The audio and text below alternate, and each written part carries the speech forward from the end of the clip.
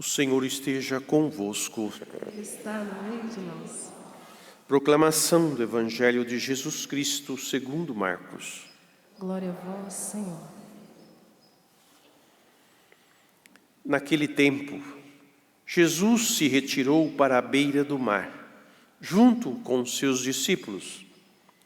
Muita gente da Galileia os seguia, e também muita gente da Judéia, de Jerusalém, da Idumeia, do outro lado do Jordão, dos territórios de Tiro e Sidônia. Foi até Jesus, porque tinham ouvido falar de tudo o que ele fazia. Então Jesus pediu aos discípulos que lhe providenciassem uma barca, por causa da multidão, para que não o comprimisse. Com efeito, Jesus tinha curado muitas pessoas, e todos os que sofriam de algum mal jogavam-se sobre ele para tocá-lo. Vendo Jesus, os espíritos maus caíam a seus pés, gritando: Tu és o Filho de Deus. Mas Jesus ordenava severamente para não dizerem quem ele era. Palavra da salvação. Glória a vós, Senhor. Que as palavras do Santo Evangelho perdoem os nossos pecados. Amém. Amados irmãos e irmãs, nesta quinta-feira, que nós aqui na Canção Nova fazemos toda a adoração, por ser quinta-feira de adoração, em razão da Santa Eucaristia e da ceia que Jesus fez com os seus discípulos neste dia. Portanto, é um dia eucarístico, é um dia em que nós olhamos para Jesus eucarístico e o contemplemos e o adoremos, porque Ele está vivo, real, presente na Eucaristia, em corpo, sangue, alma e divindade. Esta é a nossa fé, e isto é realmente o que acontece. Partindo do nosso Evangelho, Jesus, como Messias e Salvador, Ele veio para justamente, como diz o Salmo, fazer a vossa vontade, ó Pai. Eis que venho com prazer fazer a vossa vontade. A qual é a vontade do Pai? Que nenhum dos seus filhos se percam por causa dos seus pecados. Porque nós não temos o poder de eliminar os nossos pecados. Nós não temos o poder de apagar os nossos pecados. Somente o homem sem pecado, o Deus feito homem sem pecado, é que pode nos purificar. E como a fama de Jesus estava bem difundida, as pessoas iam atrás dele. E vocês perceberam bem que o texto diz, as pessoas não simplesmente chegavam e pediam, elas se jogavam em cima de Jesus, para serem curadas dos seus males, das suas enfermidades e também dos seus pecados. Porque a pior enfermidade se chama pecado. Porque uma outra enfermidade pode ter até um meio de cura, com remédio, com tratamento, mas o pecado é só Deus que pode curá-lo.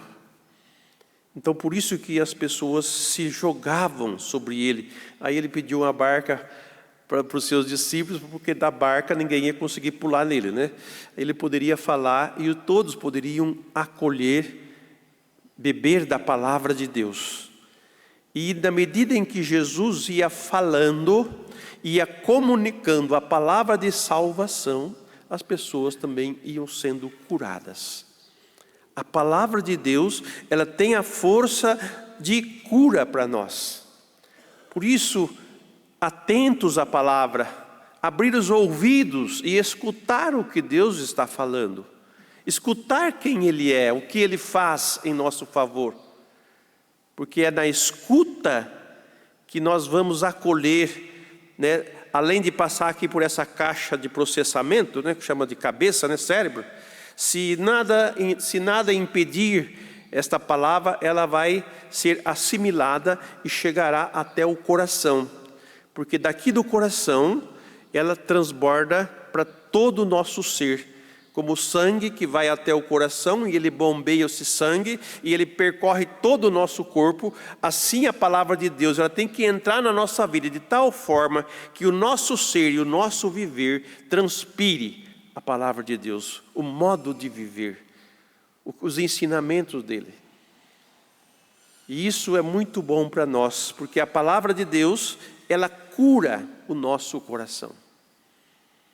Quando nós a acolhemos, quando nós somos humildes para acolhê-la, como Jesus se disponibiliza a realizar a vontade do Pai, eis que vem o Pai com prazer fazer a vossa vontade. Que hoje você medite nesta palavra. Eu faço com prazer a vontade de Deus? Eu coloco essa vontade dele na minha vida ou prevalece a minha vontade sobre a dele?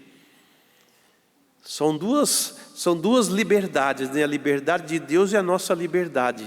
Mas uma liberdade não é transformada se não houver aceitação de outra liberdade. E se deixarmos Deus nos libertar, nós seremos verdadeiramente livres. Então ouçamos a sua palavra, acolhamos a sua palavra, nos dispomos a vivenciá-la. Por isso que Padre Jonas ensinou-nos a mastigar a palavra de Deus, como se fosse comer um pão bem duro, né? E mastigar, para tirar. Quanto mais mastigado, mais fácil de o organismo absorver os nutrientes. Isso até na nutrição nos é ensinado, né? Mastigar bem os alimentos. Porque quem come depressa não mastiga, engole inteiro, né? E inteiro é difícil para processar. Mas se você mastiga bem, né, o organismo absorve todos os nutrientes que precisa daquilo. A palavra de Deus também, ela precisa desta mastigação, quer dizer, desta meditação, dessa ruminação, que é o permitir que todo o meu ser absorva o conteúdo dela, a força dela em minha vida. E aí sim, nós vamos ser o Cristo vivo no meio do mundo, o Cristo manifestado no nosso modo de viver, no nosso modo de ser. Então, nesse sentido, amados irmãos, acolher a palavra de Deus, ela tem o poder de transformar nossa vida, de restaurar-nos profundamente. Aqueles que deram ouvidos à palavra de Jesus foram curados. Os próprios discípulos foram curados. Se vocês lembram daquela noite da ceia em que ele foi lavar os pés dos discípulos e que Pedro falou: não, mas imagina, o Senhor mestre vai lavar meu pé, eu que tenho que lavar o seu pé. E Jesus fala para ele que se ele não deixasse lavar o pé dele, não tinha parte com Jesus. Aí Pedro fala assim: então Senhor, não lava só o pé, então lava tudo, né? Ele vai responder assim: vós já estáis limpo, a palavra que eu vos disse vos purificou, basta somente lavar os pés.